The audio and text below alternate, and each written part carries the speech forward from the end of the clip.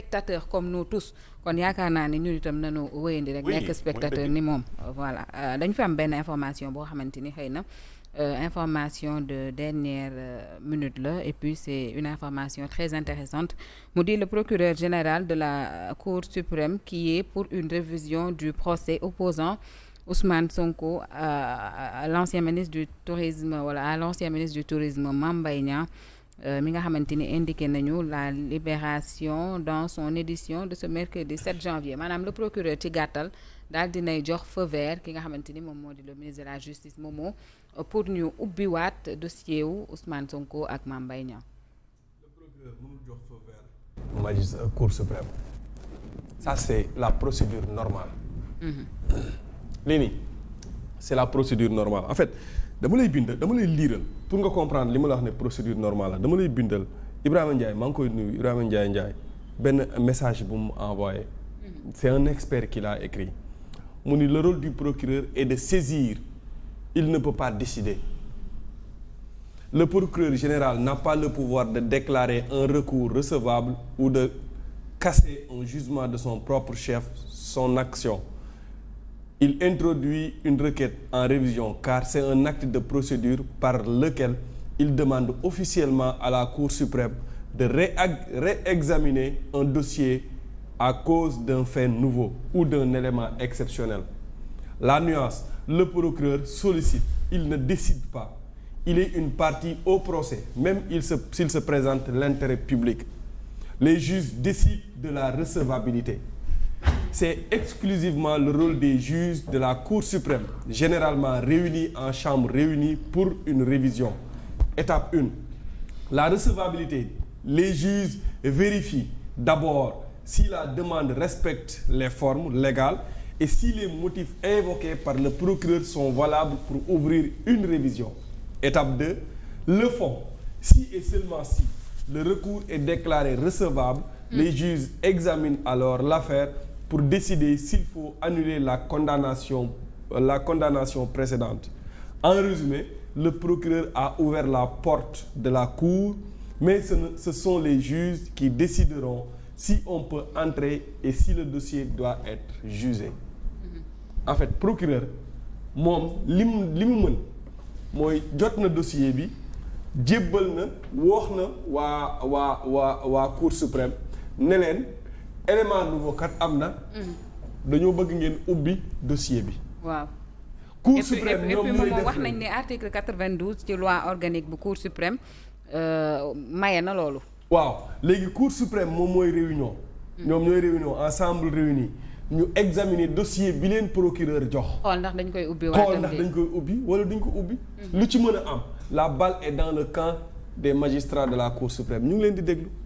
Parce que c'est un article du groupe Futurs Médias wax nañ ni la requête aux fins de révision a été notifiée aux parties qui vont faire leur observation avant une audience à la Cour suprême. J'ai vu que bokk na ci une Yoor-Yoor yi tey ci suba. waaw mais li may wax donc information donc procureur moom moo saisir Cour suprême ne leen pour ñu ubbi dossier ubbiwaat dossier yi parce que am na élément nouveau léegi nag Cour suprême ñoom ñooy réunion xool examiner dossier bi ndax danañ ko tijji wala duñ ko tijji. léegi nag nañ leen toog di seetaan xool fu wananti di mujjee ak gëtam. mais Mamadou si on dit que article 92 bu loi organique bu Cour suprême maye na bu élément nouveau amee ñu ubbiwaat boobu le dossier et qu'en parallèle les avocats de Ousmane Sonko di appuyer wu sur un rapport de l'inspection générale des finances maanaam IGF boo xamante ni wax nañ ni Ousmane ba mu yegsee primature la doogay jot ci document boobu nga xamante ni dafa impliqué Mame Mbaye Niang xëy na ci ay malversation fële ca Prodac est-ce que du kon ñu ngi waaj a am ñoom gain de cause. Bon, peut-être que tu me demanderas d'être dans les secrets de Dieu. non je veux dire parce que bu demee ba toll fi mu toll li ça signifie que téye nañu lu dëgër vraiment ba war a impliquer. on se pose la question de savoir véritablement lan nañ am. Parce que il n'a été nullement démontré que am na rapport IGE boo xamante ne nii épinglé na Mame Mbaye Niang ci 29 milliards amul beneen rapport IGF boo xamante ne nii rapport boo xam ne épinglé na Mame Mbaye Niang ci 29 milliards lan nañu yor nag ñun mooy suñu kupp ñun ñëpp lan nañu yomb loolu moom mooy wax parce que amul rapport boo xamante ne nii IGE moo ko produire buñ ne dafa épinglé Mame Mbaye Niang 29 milliards amul non plus rapport boo xamante ne nii IGF moo ko def boo xam ne day épinglé Mame Mbaye Niang ci 29 milliards maintenant lan nañuy teg ci kaw table bi loolu moom mooy suñu problème. C'est ça la grande question. ñi nga xam ne ñoom ñoo tey rejeté li nga xam ne moom mooy rabat d'arrêt du Cour suprême c'est de vaillants magistrats xam nañ la ñuy def en tout cas duñ leen dugal ci loo xamante ne nii duñ ko nangu parce que xam nga lu tax gis nga réew mi léegi magistrats yi xam nañ ne politiciens yi ñoom ñëpp a yam benn deuxièmement du ñu jaay seen carrière pour ay politique parce que bu beneen régime ñëwee yow yaa ci après yow yaay subir li ngay subir waaja moom dem na yoonam.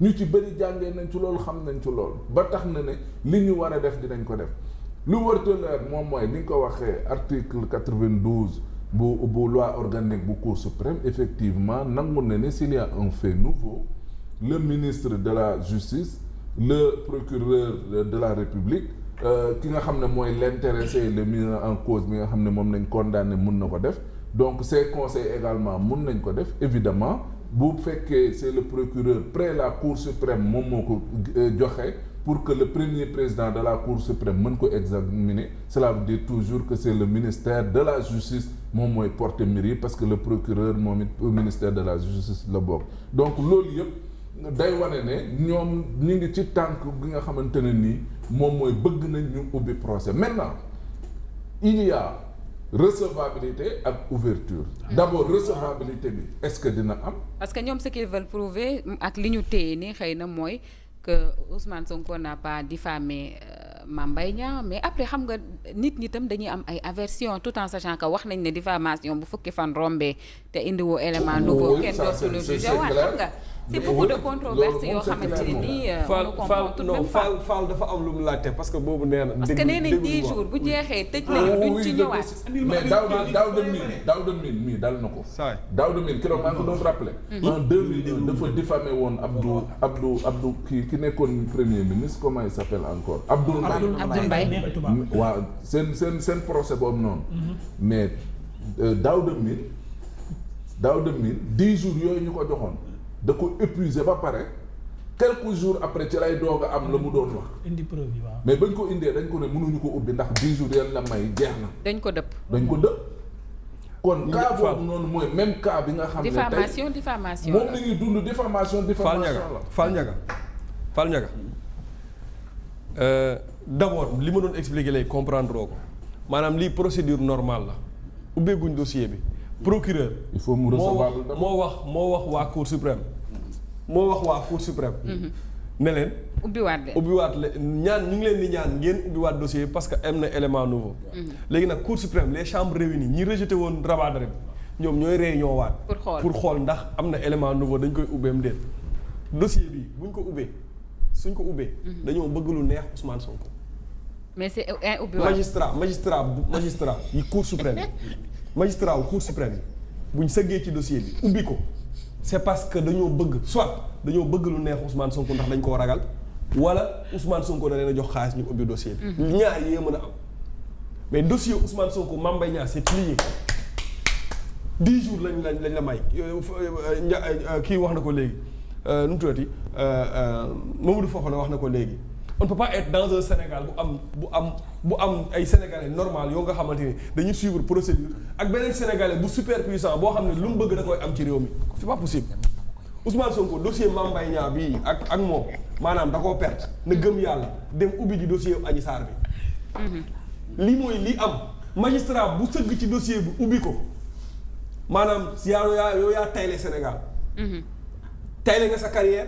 tayle nga Sénégal tayle nga Sénégalais yi magistrat bu sëgg ci dossier bi ubbi ko ñaar yi soit da ngaa ragal Ousmane Sonko ak ay booyam wala ñu fay la xaalis pour nga ubbi dossier bi. lii am. man lii laa gëm procureur mi sax ñu ubbiwaat dossier bi xanaa jàngul article bi nga jàng. non procureur. non liggéeyam lay def non. man daal comprendre tuma ma. non t'as pas compris procureur. liggéeyam mooy non lii loi moo ko may. loi moo ko ne. ki nga xamante ne moom mooy intéressé moom su gisee élément nouveau su ñëwee jébbal la ko mais yow da ngay saisir. Fall man rek ko mën a expliquer. vas-y explique. mais moom yóbbaaleel Ahmed dooley procureur aussi est-ce que bokkul ci xam ne lii mënuñu ko ubbiwaat buñ ko soumettre mu ne du jar mu yegg cour suprême. déedéet moom laa bëgg expliquer Fall. voilà en fait assistante bi ñu teg fii